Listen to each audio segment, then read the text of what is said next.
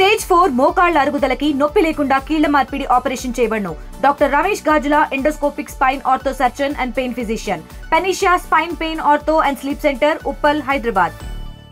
ఎంత పోయింది, పెట్టుబడి పోయింది, తిరిగి పంటని అంటే ఈ పొలాన్ని మళ్ళా పంట పండించుకునే విధంగా చేసుకోవాలంటే మొత్తం దీంట్లో మొత్తం రాళ్లు తేలిపోయినాయి, ఉసుకబడింది, రాళ్ళు వచ్చినాయి, మొత్తం దీన్ని ఏమంటారు, మొత్తం అది చౌడు మొత్తం చౌడు అంతా కూడా పొలం నిండా నిండిపోయింది. ఆ రైతు దీన్ని చేసుకోవడానికి మళ్ళీ ఎంత ఖర్చు పెట్టుకోవాలో ఈరోజు రైతుకు తెలియదు. లక్షల రూపాయలు మరి దాన్ని అంటే ఈ పొలాన్ని మళ్ళీ పంట పండించేటటువంటి పరిస్థితి తెచ్చుకోవాలంటే మళ్ళీ లక్షల రూపాయలు ఖర్చు పెట్టేటటువంటి పరిస్థితి. ఎకరాకు 5 ఎకరాలు అంటే కనీసం ఎకరాకు ఎంత పడుతుంది నువ్వు సాగు చేసుకోవాలంటే? ఇప్పుడు ఇప్పుడు పంట పోయింది, ఆ రాళ్ళు పెద్ద పెద్ద రాళ్ళు మొత్తం కోసుకపోయినాయి, ఈ రోడ్డు కోసుకపోయి మొత్తం ఈయన పొలంలోకి వచ్చేసింది, మొత్తం రోడ్డు మొత్తం పొలంలోకి వచ్చేసి. సో ఇది రాష్ట్ర ప్రభుత్వం వెంబడి అధికారులు ఇక్కడ పంపించాలి, రెవెన్యూ అధికారులను పంపించాలి, అగ్రికల్చర్ అధికారులను పంపించాలి, జరిగినటువంటి పంట నష్టాన్ని వెంబడే అంచనాలు వేయాలి, రాష్ట్ర ప్రభుత్వం వెంబడే రైతులను ఆదుకోవాలని చెప్పి నేను ఈ సందర్భంగా నేను డిమాండ్ చేస్తా ఉన్నా. ఈరోజు రైతులంతా కూడా ఈరోజు పంట పండించి చేతికి వచ్చి రేపో మాల్పో కోసుకొని మరి అది ఆ పండిన పంటకు గిట్టుబాటు ధర వస్తే తీసుకొని పాపం ఇంటికి తీసుకుపోయేటటువంటి సమయంలో ఇంత పెద్ద ఎత్తున నష్టం జరిగిన సందర్భంగా రాష్ట్ర ప్రభుత్వం వెంబడే ప్రతి రైతును కూడా ఆదుకోవాలి, ప్రతి రైతు కూడా పంట నష్ట పరిహారాన్ని అందించాలి. అదేవిధంగా పంట నష్ట పరిహారమే కాకుండా ఈ పొలాన్ని ఇటువంటి పొలాలు అనేకం, ఇది ఒకటి ఎగ్జాంపుల్. ఈ పొలం ఇట్లాంటి కోతలు అంటే పొలాలు కోసుకొని పోయి ఉష్క మెటలు వేసిన పొలాలు ఉంటాయి, ఇట్లా రోడ్లు కట్ అయిపోయి నీళ్ళ వేదొచ్చి మొత్తం పొలాల లోపల రాళ్ళు మొత్తం చౌడు మేట వేసిపోయింది.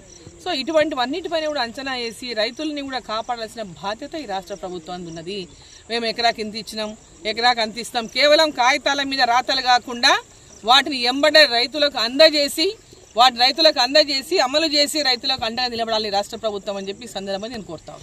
గతంలో కూడా చెప్పింది, ఇప్పటిదానికి లేదు. గత పంట నష్ట పరిహారం అప్పుడు ఇదే మాట చెప్పాను, కానీ ఇవ్వలేదు.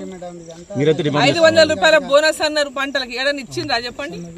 ఇప్పుడు రైతులు వరి పండించుకుంటే 500 రూపాయల బోనస్ అన్నారు, రైతులకు ఎక్కడ ఇచ్చిన బోనస్ చెప్పండి? ఇది కేవలం రాతలు, అందుకే చెప్తున్నా, రాతల కాగితాల మీద రాతలు కాదు, అవి నీటి మీద రాతలు అవుతాయి. అమలు చేసినప్పుడే, రైతుకు చేరినప్పుడే, మీరు ఇచ్చినటువంటి మాటకు మీరు అమలు చేసినప్పుడే, దాన్ని మీరు అమలు చేసి చూపించినప్పుడే మీరు చెప్పిన మాట నిలబెట్టుకున్నట్టు.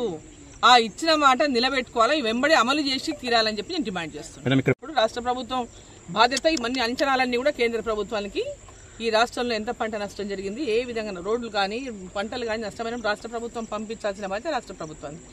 కేంద్ర ప్రభుత్వం వాటికి నిధులు విడుదల చేస్తుంది.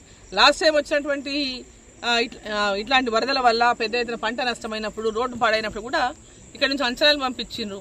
దేశానికి మొత్తంగా ఎక్కడెక్కడైతే పంట నష్టం జరిగిందో దేశవ్యాప్తంగా విడుదల చేసిన నిధులు కేంద్ర ప్రభుత్వం మన రాష్ట్రానికి కూడా విడుదల చేసింది.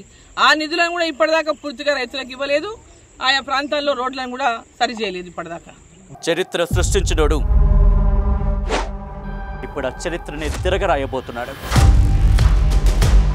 అబద్ధాల గోడల్ని బద్దల కొట్టి నిజాలను రాగా మీ ముందుంచబోతున్నాడు. నిజమైన వార్తల కోసం వెంటనే డౌన్లోడ్ చేసుకోండి రా యాప్ని.